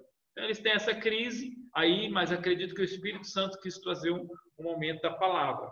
Entende? Só que aí é importante observar que descendente pode ter no sentido singular, um sentido coletivo. Ok? Então, a gente tem que ter também esse momento aí e pensar bem nisso. E é muito interessante, por quê? Porque quando você lê as Escrituras, a gente teve uma leitura bíblica, uma chamada bibliologia lá, a gente teve um momento em que o professor lia todos os textos. E um deles, o professor e mestre Carlos Caldo, ele estava falando sobre alguns textos, alguns livros. E um dos livros ele conseguiu, assim, no momento da leitura, a gente via que era o Pentateuco, tipo assim, um texto de Pedro, de 1 Pedro. Em 1 Pedro, lendo o texto, cada frase faz alusão a Êxodo, a Levítico, a Número e a Deuteronômio. Tem um lá que é mudado, mas você vê a ilusão que é trazendo essa conexão do Antigo Testamento com o Novo Testamento, trazendo para Cristo. Vamos lá, então, hermenêutica bíblica da história da Igreja da Patrística Reforma. Então, a gente está caminhando ainda, alguns minutos, ainda vamos lá, dizendo sem correr muito, para a gente aprender, ok? No fim do primeiro século, todos os livros da Bíblia estavam escritos às comunidades cristãs. Então, os anos seguintes reservaram controvérsia, pode passar isso. E aí temos um período, entende? Porque já utilizavam o Antigo Testamento, o Novo Testamento. O Antigo Testamento já existia na época de Jesus, escrito já em hebraico, já existia, ele completo. E aí depois, 100 anos depois, no primeiro século, já existia também completo o nosso Novo Testamento. Pouco sabe sobre o período patrístico, sobre a hermenêutica dos pais da igreja que viveram no fim do primeiro século. Já a partir do segundo século, há já uma hermenêutica, percebe o desenvolvimento, se prende a 3 diferentes vidas da igreja: escola de Alexandria, escola de Antioquia e a escola ocidental. Então aí a gente já tem 3 escolas com interpretação da Bíblia, que leva para nós o que nós chamamos de credo, ok? O credo é o quê? O que nós cremos, ok? Depois vai surgindo dentro dela, dentro dessas escolas, vai surgindo durante o tempo a correção de alguns credos e também os surgimentos de credos bíblicos aí. Então a gente temos essas 3 escolas, presta atenção nelas. Escola de Alexandria, entende? No segundo século, a hermenêutica foi influenciada pela escola catequética de Alexandria. Então era uma cidade importante no centro de estudo, e ali a região judaica e filosofia grega trabalhavam junto, já tinha bastante influência e influenciaram ela. Pateno, falecido por volta de 190, é o mais antigo mestre dessa escola. Ele foi professor de Clemente, entende? Clemente é um pastor, é um bispo na época da igreja, nossa igreja mesmo, a igreja na época, entende? Da igreja de Cristo, da igreja de João, Clemente, e ele foi professor. Então, os principais representantes dessa escola foram Clemente de Alexandria e o seu discípulo Orígenes, ok? Se você estuda a história da igreja, você consegue ver esses nomes. Ambos consideravam a Bíblia como inspirada palavra de Deus, em sentido estrito, e participavam da opinião do seu tempo que regras especiais devem ser aplicadas na interpretação da comunicação divina. Ou seja, eles tinham uma interpretação para o seu tempo também. Ok? Isso é muito importante. Clemente propôs o princípio de que toda a escritura devia ser entendida alegoricamente. Ele acreditava que a palavra de Deus ocultava seu verdadeiro significado, a fim de que fôssemos inquiridores, também porque não é bom que todos entendam. Então aí já começou a surgir um problema. Você vê que a escola também do Novo Testamento, e já com a Bíblia completa, dos 26 livros do Novo Testamento, começa a surgir uma escola que começa a ditar o jeito de interpretar a Bíblia. E aí começa a criar um problema, que é o problema católico apostólico romano. A igreja interpreta a Bíblia. Só a igreja consegue. E isso surge nessas escolas. Clemente desenvolveu a teoria de que 5 sentidos estão ligados à escritura. Ok? Isso é importante. Não quer dizer que a escola surgiu com alguns defeitos que a gente vai jogar ela fora. Ok? A gente não vai jogar o bebê e a água suja fora da banheira. Essa é uma ilustração, né? Não, a gente vai tirar o bebê e jogar a água fora suja. A gente vai aprender com o que está acontecendo. Entende? Então, o que acontece? 5 sentidos que Clemente trouxe: histórico, doutrinal, profético, filosófico e místico. Olha só, você faz a leitura bíblica e aí você começa a fazer a leitura bíblica e você desenvolve esse momento. Então aí temos, Orígenes foi notável sucessor de Clemente, tendo aprendido juntamente seu mestre. Orígenes também foi, além de saber a influência, foi o maior teólogo do seu tempo. Ele cria que as escrituras eram uma vasta alegoria do qual cada detalhe é simbólico. Orígenes a Hexapla, obra em que o texto hebraico e mais 5 versões do grego do Antigo Testamento ficavam dispostas 6 colunas. O que ele fazia? Ele colocava 6 colunas para uma leitura bíblica, e ele via um sentido triplo nos textos bíblicos: literal, moral e alegórico. Vai surgindo o meio de estudar a Bíblia, ok? Uma maneira que você vai começar a entender os textos bíblicos. Então, baseado no que considerava como meio de salvação, porque de acordo com o 1 Tessalonicenses, o homem consistia em 3 partes. Então, ele cria na tricotomia corpo, alma e espírito. Mediante a alegorização, ensinava que a arca de Noé simbolizava a igreja e que Noé simbolizava Cristo. O episódio que Rebeca tirou a água do poço para a serva de Abraão significa que devemos recorrer diariamente às Escrituras. Então havia essa interpretação bíblica, entende? E ainda é presente, Diz muito sobre as Escrituras, dizem muito sobre a Escritura. Por exemplo, que Noé simboliza a igreja e que Noé simboliza a igreja e que Noé simboliza Cristo. Então a arca de Noé simboliza a igreja e que Noé simboliza Cristo. É algo que se usa. Pregadores, eles pregam e traz isso. Isso difere do que o texto quer dizer? Não difere. Ok? Muitos pregadores usam alegoria, mas tem que tomar muito cuidado. Entende? E essa escola usava bastante alegoria, porque para eles a história, eles tiravam a história, o momento histórico. Eles ensinavam que o mundo estava caído na época de Noé? Sim, ensinavam. Esse era o ponto dessa escola. Era tão teólogos, tão pessoas pregadores, tão fiéis ao texto, que eles sim ensinavam que na época de Noé, como Jesus disse, o homem estava casando, o homem estava fazendo. Eles ensinavam isso também. Mas ao ensinar algo a mais, eles ensinavam de uma maneira alegórica sobre esse ponto de vista. Ocorre diversas vezes na igreja. Por exemplo, a gente pode ver pessoas pregando. Por exemplo, alguém que vai pregar sobre Davi foi lá e pegou 5 pedras para derrubar o gigante. E aí essas 5 pedras representam o J de Jesus, o E, o S, o U. A gente vê essas pessoas pregando assim na igreja, entende? E é uma interpretação assim, entende?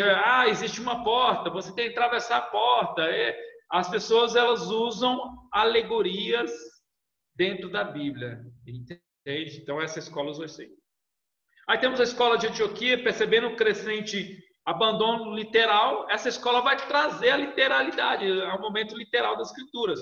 Então, da Síria, eles enfatizam, a igreja de Antioquia da Síria enfatizaram interpretação histórico-gramatical. Isto é, segundo Antioquia, o intérprete deve buscar o sentido mais próximo da intenção do escritor. Esse já é uma escola que ela tira a alegoria, ela diz, espera aí, vocês estão exagerando em dizer que as 5 pedras que Davi pegou é o nome de Jesus, entende? Vocês estão exagerando. Vamos trabalhar aqui dentro disso aqui agora. Eles incentivaram o estudo das línguas bíblicas originais, hebraico e grego, assim formaram a conhecida escola de interpretação bíblica. Embora acredite que foi Luciano o fundador da escola, outros nomes ganham destaque. O primeiro deles foi Diodoro, entre ele, que diferença há entre teoria e alegoria, ou seja, ele bate na outra escola. A intenção é bater na outra escola, a intenção é falar a outra escola está meio estranho. Ele utilizou o termo teoria como sentido autêntico do texto. Tratava-se de Teodoro de Mopsuestia e João Crisóstomo. Ok? Guarda esses nomes aí que é legal. Então aí temos eles, historiadores.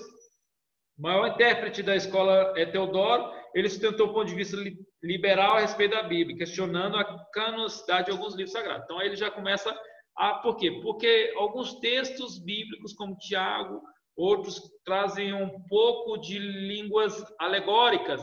Então eles começam, olha, acho que a gente não precisa desse livro. Príncipe da exegese primitiva, assim foi chamado príncipe da exegese primitiva. Zuck, citando Gilbert, disse, o comentário de Teodoro sobre a Epístola Menor de Paulo é o primeiro e praticamente o último trabalho exegético elaborado na igreja, a ter qualquer semelhança com os comentários modernos. Você vê como que era o comentário da época desses homens. João Crisóstomo, o conhecido Boca de Ouro, por causa da sua eloquência, foi arcebispo, é o maior comentarista entre os pais. Hoje ainda tem o comentário bíblico de João Crisóstomo. Você tem ideia? Ainda tem ainda. Suas obras contêm cerca de 7.000 citações do Antigo Testamento, em torno de 11.000 do Novo Testamento. Então, o que acontece? Ele já diz, olha, não, as 5 pedras não é o nome de Jesus, ok? As 5 pedras eram uma para Golias e 4 para os seus irmãos. Então ele diz, era isso. Então Davi, ele disse, pegou 5 pedras, porque ele disse, eu vou matar o gigante, e se os 4 irmãos vierem, em nome do Deus de Israel, eu vou matá-los também. Então isso é diferente, entende? De você trazer uma alegoria e dizer, não, é 5 pedras, é J-E-S-U-S, o nome de Jesus, justificação, especial, salvação, unidade. Tipo assim, entende? Ele diz, não faça isso com as escrituras. Eles ficavam terrivelmente escandalizados com essa interpretação. Agora temos a escola ocidental. Além das 2 famosas, apareceu no Ocidente um tipo intermediário de exegese. Essa escolheu alguns elementos da escola alegórica, mas também reconheceu o princípio da escola de Sírio. O aspecto que mais destaca a escola ocidental foi o fato de ela ter acrescentado outros elementos que até então não havia considerado. A autoridade da tradição e da igreja na interpretação da Bíblia. Aí começa a ascender a tradição e a interpretação. Então temos aí Hilário, Ambrósio, e os maiores destaques foram Jerônimo e Agostinho, ok? Esse nome é muito forte, ok? Agostinho. Jerônimo é mais conhecido pela tradução da Bíblia do latim, a Vulgata, que propriamente pela interpretação bíblica. Ele traduziu a Bíblia do grego e também do hebraico para o latim. E aí temos ele, é muito conhecido, era um homem excelente nas línguas antigas, entende? Era maravilhoso. E segundo Berkoff, o que deixava Jerônimo, de certo modo, em condição superior de Agostinho era exatamente o conhecimento dos textos originais. Ele era bem mais avante de Agostinho. Agostinho defendia que o intérprete devia estar preparado para a sua tarefa. Ou seja, olha só, a hermenêutica ela pode acontecer, mas quem for fazer a interpretação das escrituras precisa estar preparado. É o que vocês estão fazendo, estudando teologia, entende? É a preparação para que vocês possam ler a Bíblia e até mesmo ensinar, até mesmo explicar. Tanto a filosofia como crítica, e acima de tudo devia ter amor ao autor. Agostinho então defendia que está preparado para sua tarefa. Na época, tanto filológica como crítica, como historicamente, acima de tudo deveria ter amor ao autor. Outra coisa importante, a Igreja Católica, o padre ele estuda 4 anos de teologia, ele estuda mais não sei quantos anos de filosofia, então o padre chega a 12 anos de estudo, tudo por causa que Agostinho trouxe essa mentalidade dentro da igreja na época. Onde o sentido dos textos sagrados era dúbio, Agostinho deu voz decisiva à interpretação da igreja. Aí entra aquilo que a igreja católica tem até hoje, apostólico romano, que é o quê? A igreja interpreta a Bíblia. Então a igreja ela usa isso. E a culpa é Agostinho, abençoado. Ele adotou um método de 4 sentidos da escritura: histórico, etiológico, aneológico e alegórico. Ou seja, ele criou agora, dentro das escolas, Agostinho traz isso para dentro. Porque Agostinho ele deu uma pincelada. Que a ideia principal de Agostinho, a ideia dele não era o que aconteceu 100 anos, 200 anos depois dele. Não, ninguém mais lê a Bíblia porque ninguém pode ler mais a Bíblia. Quem tem que ler a Bíblia é a Igreja Católica. Não, essa não era a ideia de Agostinho. A ideia é que homens preparados estudassem a Bíblia, procurassem as línguas originais, aprendessem as línguas originais para interpretar. Então, a ideia dele é que surgiria pessoas igual ele, igual Jerônimo, igual os outros, Clemente, e que teria essa capacidade. A Igreja Católica, vamos impor nosso poder sobre o povo, então o povo não interpreta e nem lê Bíblia. Então a Igreja Católica ela tomou outro rumo. Então Agostinho não está 100% errado nisso aí, não. Idade Média, agora temos a Idade Média. A Idade Média já traz aqui, a gente estamos partindo para terminar o nosso texto, da capítulo 4. Eu sei que é extensivo, ok? Apesar do livro ser pequeno, mas você pode rever depois essa matéria. Pode passar, filha. Observamos que os primeiros séculos da era cristã houve um grande desenvolvimento da hermenêutica bíblica por conta das escolas. Então, o primeiro nome a se destacar foi Gregório o Grande. Ele é considerado o primeiro papa da Igreja Católica Romana. Fundamentava suas interpretações da Bíblia nos pais da Igreja. Gregório foi um defensor alegórico. Então, alguns exemplos. No livro de Jó, os 3 amigos são os hereges. Os 7 filhos de Jó são os 12 apóstolos. 7.000 ovelhas são pensamento inocente. 3.000. Exagerou na interpretação. Ok? Então, aí temos Tomás de Aquino, famoso teólogo. Ele acreditava no sentido literal da escritura, mas que outros era fundamental, mas que outro sentido apoiava-se sobre isso. Então, enquanto Gregório o Grande pega que aqueles que interpretaram as escrituras se tornam maestrais, se tornam papais, aí ele se torna o primeiro papa, então ele coloca os outros como no seu poder. E aí temos outro que é Tomás de Aquino, que trazia mais perto do que estava caminhando bem a igreja, mas mesmo assim ainda teve alguns erros. Então temos então o próximo, que é a Reforma Protestante. Passa a Reforma Protestante. O fim da Idade Média foi marcado pelo quê? Pela Reforma Protestante. A transformação histórica, entende? Na Renascença foi chamada a atenção para recorrer-se aos originais. Espera aí, vamos ler a Bíblia de novo. Eu sei que Gregório escreveu, eu sei que Tomás de Aquino, Agostinho escreveu, mas vamos voltar aos originais. Vamos ver o que está escrito lá. Vamos voltar lá. A Reforma Protestante fez o quê? Voltar às Escrituras. Então, 2 eruditos, Reuchlin e Erasmo, mostraram o intérprete da Bíblia, usarem estudar a Bíblia no original. Então, temos eles começaram a ler o grego e o hebraico, estudaram diretamente da Bíblia, não mais com a lente de um ou outro papa, ou outro teólogo, ou outra pessoa, mas diretamente das Escrituras. É isso que a Reforma traz. Acreditava que a Bíblia a Reforma acredita que a Bíblia é inspirada por Deus, temos sola as Escrituras. Com isso, considerava as Escrituras como autoridade final em todas as questões, ou seja, a igreja não tem mais agora o poder absoluto com as Escrituras, mas as Escrituras têm tudo. E contra a infalibilidade da igreja, eles puseram a infalibilidade das Escrituras. A Reforma, então, ela traz de volta para o caminho que a igreja devia andar. Então, temos Martinho de Lutero, que fala sobre o assunto, o primeiro nome que vem à mente, é um monge alemão, falando da hermenêutica Lutero, que dava que a fé e a iluminação do Espírito Santo era requisito indispensável para a interpretação. Fé e inspiração do Espírito Santo. Fé e iluminação do Espírito Santo. Ok?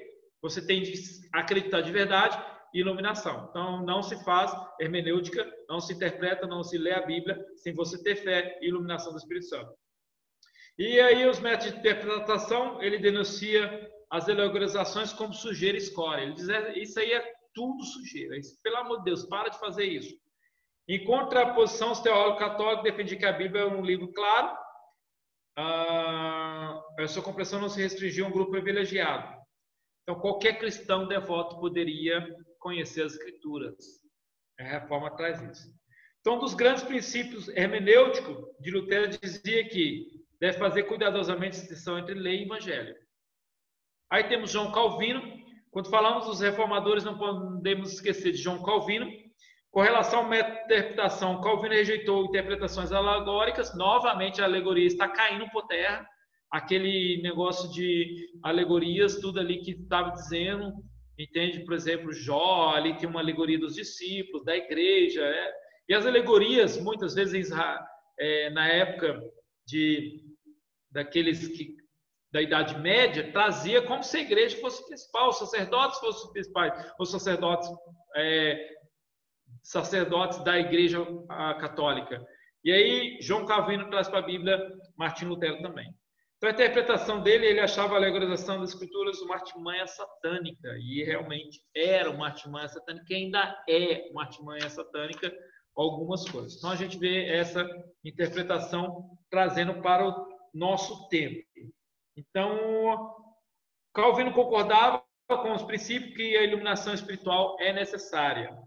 Ele compartilhava as ideias de Lutero. A primeira preocupação, olha só, a primeira preocupação do intérprete é deixar o autor dizer o que realmente diz. O que é que Moisés quis dizer quando ele escreveu? O que é que Mateus quis dizer quando ele escreveu? Então, a gente não pode, no meu conceito também, eu acredito assim, pegar a Bíblia e ler um versículo e sentar num lugar e ficar viajando no versículo.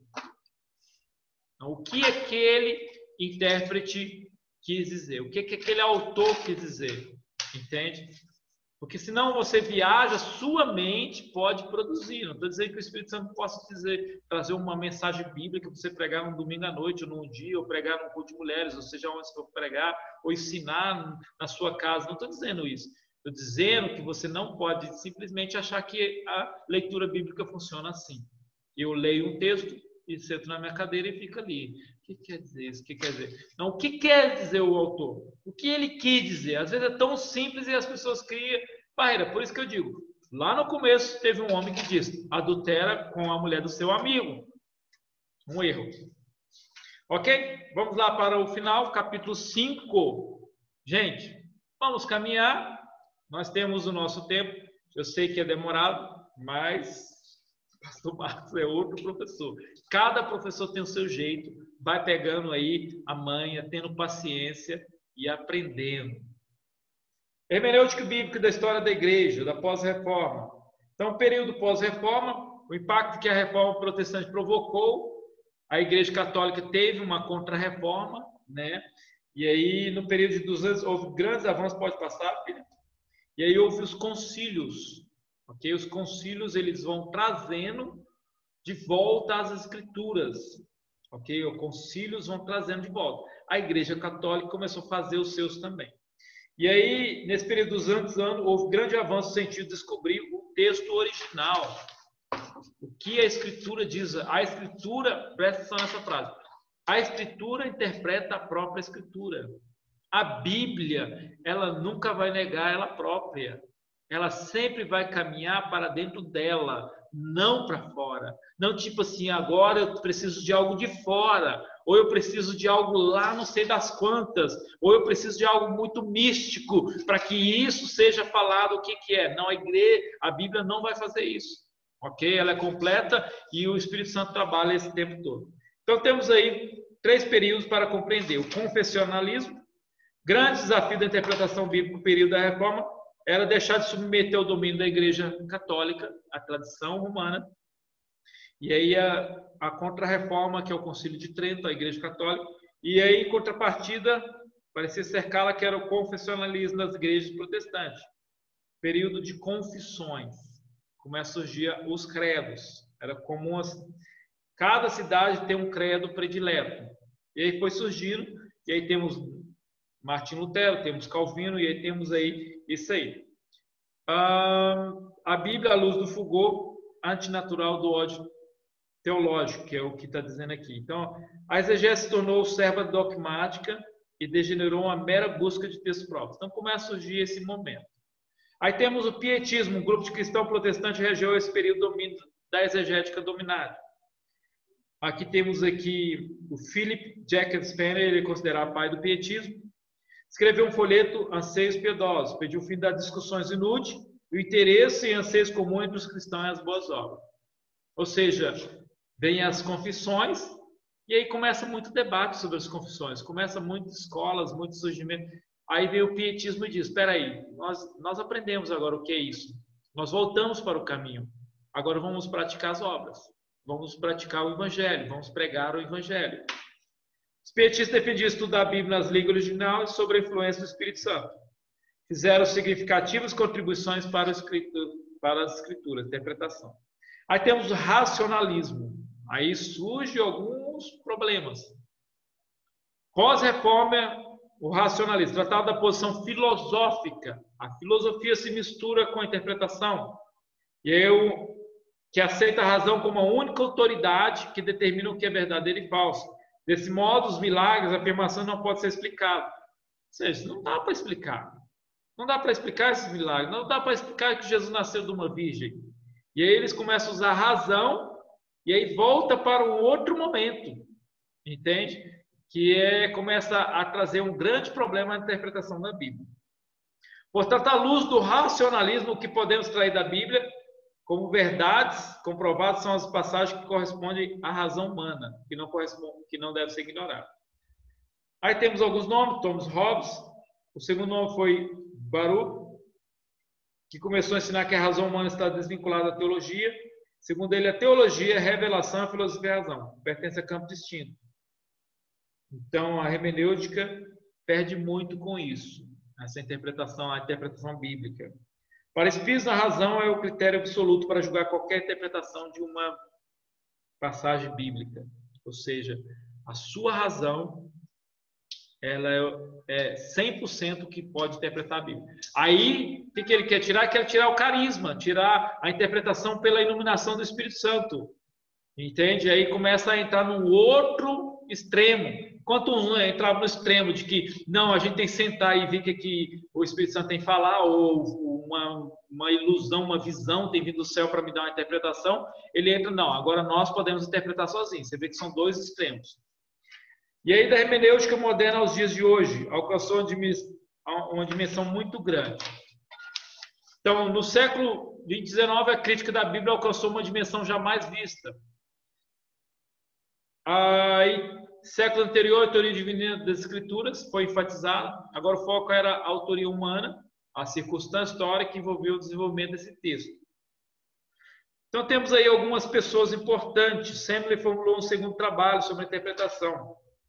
Favorecia a ideia de que as Escrituras são produções humanas falíveis, de certo modo transformar a razão do hábito da fé. Aí já começa a partir para outro extremo. Ok? O primeiro dele é o liberalismo teológico. Há interpretações liberais sobre a Bíblia. Isso é um problema muito grande. Então temos aí, pode passar, o racionalismo filosófico lançou o alicerce do liberalismo teológico. Contém vários graus de inspiração, sendo que os graus inferiores estão relacionados a detalhes históricos. Muitos já mencionavam a inspiração como processo que Deus guiou os escritores humanos. Isso é importante. E aí eles tiram isso, começam a trazer para uma interpretação racional, entende? E aí começa a tirar as interpretações, o que o texto bíblico diz. Por exemplo, sobre a depravação humana, sobre o inferno. Imagina, Deus vai enviar gente para o inferno? Não. Imagina. O sacrifício de Jesus foi sacrifício para salvar a pessoa, mesmo ela sendo pecadora. Os milagres são outro problema. E aí esses pensamentos começam a surgir. E aí temos aí, no momento, Darwin surgindo, ok? Da evolução. E aí a Bíblia começa a ser vista como um registro do desenvolvimento. A Bíblia começa a ser comparada a outro livro, uma literatura comum. E aí o liberalismo teológico ele cai profundo sobre isso. E aí a Bíblia não pode ser nunca interpretada e lida como um livro comum. E aí isso entra dentro da igreja, entra dentro das pessoas, entra dentro do coração delas. Então, eles são influenciados. E aí temos os neo-ortodoxos, é um fenômeno do século XX, ocupa alguns aspectos, rompem a opinião liberal com as escrituras, e o que encontramos dentro do círculo neo-ortodoxo, geralmente creem que as escrituras são testemunho do homem acerca da revelação que Deus deu a si. Um ponto interessante desse aí é que surge a infalibilidade ou a inerrância da Bíblia. Ela não tem dentro dele, ou seja, a Bíblia ela contém erros. Então aí é um problema. E a história bíblica destaca uma ação sobrenatural como mitos, ok? Mas você imagina você fazer uma leitura bíblica como mitos, como fábulas, como unicórnios, como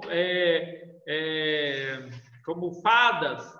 Então esse é um problema dentro de uma interpretação bíblica que vai surgir. Portanto, a principal tarefa que havia nos neo-ortodoxos é extrair o mito da verdade histórica para descobrir as verdades nelas contidas. Já é um problema. E aí temos uma volta, o fundamentalismo. Alguns teólogos, líderes conservadores reagiram fortemente ao liberalismo teológico. Daí surge o fundamentalismo, que incentivou uma abordagem literal como livro sobrenatural. Aí a gente já volta para uma interpretação de que, a Bíblia não é qualquer livro. A Bíblia não é qualquer livro. E durante os últimos 200 anos continua a haver intérpretes que criam que a Bíblia representa a revelação de Deus à humanidade. Então eles voltam. E assim esses estudos eles são acatados. Então é interessante isso por quê? Porque hoje você tem as redes sociais, para finalizar, e vou dar oportunidade para vocês que querem falar ou perguntar. Hoje temos as redes sociais, hoje temos o YouTube, hoje temos aí os vídeos lançados por pregadores. E vou dizer para você, eu consigo, fazendo a leitura desse texto sobre a hermenêutica, ver o tanto de gente que está alegoricamente pregando, liberal teológico pregando, não acredita em inferno, não acredita nem em Satanás. Então você consegue pegar numa pregação de pregadores, e são pastores de igrejas, estão pregando aí. E é para isso que nós estamos estudando, para voltar para as Escrituras como um livro sobrenatural. Amém? Deus abençoe a sua vida. Fecha ali, filha. Tira ali. Vamos voltar aqui. Agora eu quero saber se você tem alguma pergunta antes de terminar. Se você tem alguma coisa para dizer. Se alguém tem, diz: pastor, eu quero perguntar. Abre o som. Nós vamos falar. Ok? Alguém? Alguém tem uma pergunta? Faz assim, sim, não, não. Tá tudo bem? Então, tá tudo bem, então? Então, Deus abençoe. Vamos lá, Lucineide. Tá tudo bem? Ok? É muito conteúdo, é uma loucura. Mas eu vou te dar uma tarefinha, ok? Pega o que você aprendeu e clica em vídeos curtos de gente que prega na internet. Entende? Ou na própria televisão. Aí tá cheio de gente aí. Entende? E começa a entender que essas pessoas interpretando a Bíblia. Elas estão fazendo uma hermenêutica da Bíblia. E muitas têm interesse próprio. E aí se cria o grupo liberal, teológico. Entende? E aí se cria o grupo alegórico. Entende? E aí aqueles que interpretam corretamente a Bíblia. Então, eu não vou estar falando nomes, mas se quiser perguntar para mim lá no grupo, eu mando para vocês, porque esse vídeo vai ser passado para frente. Provavelmente ele vai para o YouTube. Mas a gente não vai falar nomes agora. Mas tem uns aí que misericórdia. Entendeu? Então, vamos aprendendo. Deus abençoe a sua vida, abençoa você. E é isso aí. Esse livro é mais denso do que os outros. Deus abençoe, irmão Branquinho. Amém? É mais denso que os outros, porque ele tem um conteúdo forte. E a Doris não vai deixar nada para trás, ela é uma bênção. Amém? Parece que o livro é fininho. Alguém falou comigo: pastor, esse livro é fininho. Eu, é, né? É, né? Deus abençoe, uma boa noite. E aí a gente vai tentar prolongar para 1h30 a nossa aula. Ok? Fica com Deus, amém. Espera um momento que eu tenho que terminar, senão você acaba desligando o meu negócio. Deus abençoe a sua vida. Deixa eu terminar isso.